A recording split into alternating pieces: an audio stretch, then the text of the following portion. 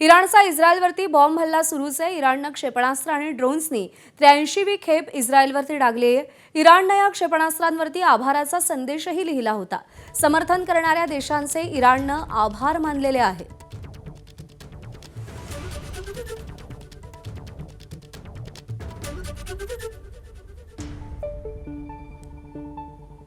इराणी लष्करानं इस्रायलवरती जोरदार हल्ला केलाय। हल्ल्याचा एक व्हिडिओ इराणी लष्करानं जारी केलाय।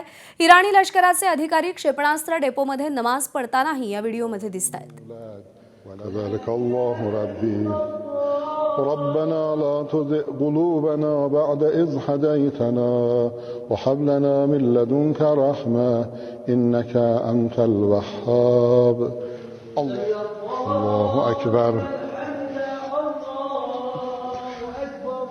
سبحان ربي العلى وبحمده الله أكبر इस्रायलकडून इराणची राजधानी तेहरानवरती बॉम्ब वर्षाव सुरूच आहे। इस्रायली लढाऊ विमानांनी अनेक ठिकाणांना लक्ष्य केलेलं आहे। इस्रायली हल्ल्यानंतर तेहरानमध्ये वीज गायब झालेली आहे। 10 ते 20 मिनिटं इस्रायली विमानांकडून हा बॉम्ब वर्षाव सुरू होता।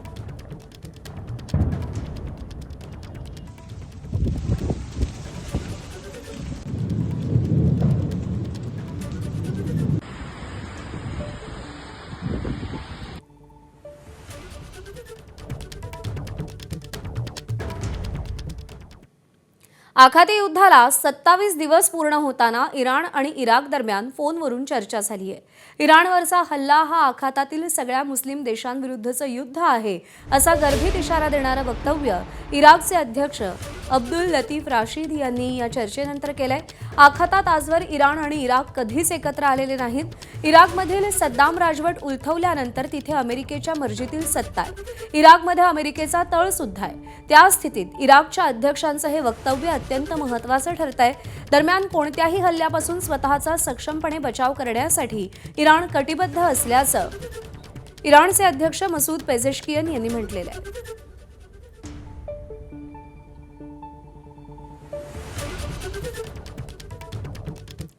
तर इस्रायलचा लेबनॉनवरती बॉम्ब हल्ला सुरूच आहे। इस्रायलनं बेरूतमधील बहुमजली इमारतींवरती क्षेपणास्त्रानं हल्ला केलेला आहे। या इमारतींचा वापर हिजबुल्लाहकडून केला जात होता अशी माहिती समोर आली होती। इस्रायली लष्करानं या हल्ल्याचा एक व्हिडिओही जारी केला असून त्यामध्ये हिजबुल्लाहचे तळ उद्ध्वस्त झाल्याचं दृश्य दिसतंय।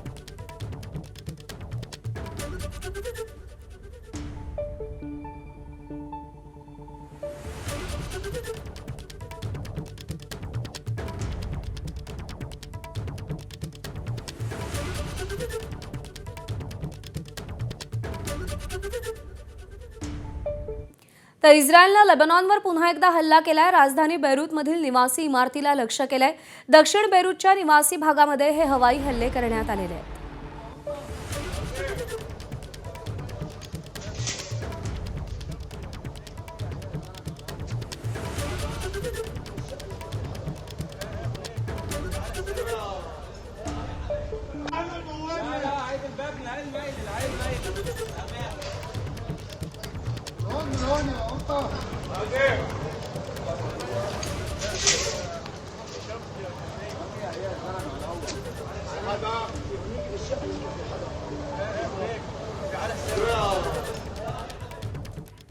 तर इस्रायलनं एका इस्रायलच्या बदल्यामध्ये 50 पॅलेस्टिनी मारले पाहिजेत। इस्रायलच्या माजी गुप्तचर प्रमुखाची ऑडिओ टेप सध्या लीक झाली आहे।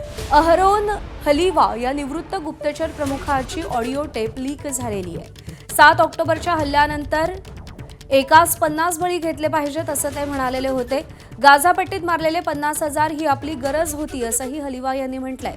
लहान मुलं आहेत की आणखी कोण याचा विचारही करू नये असं ते म्हणालेत। ऑडिओ कधीचा ते अस्पष्ट आहे, पण मार्चमध्येच गाझातील बळींची संख्या 50,000वर गेलेली आहे।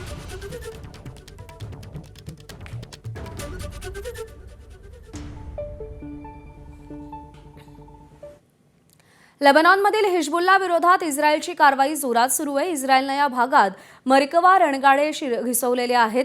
त्यांना तोंड देण्यासाठी हिजबुल्लानं पहिल्यांदाच FPV ड्रोन्सचा मारा केलेला आहे। रणगाडे फोडण्यासाठी या ड्रोन्सचा वापर केला जातोय। या माऱ्यात काही इस्रायली सैनिकांचा मृत्यू झाल्याची माहिती आहे।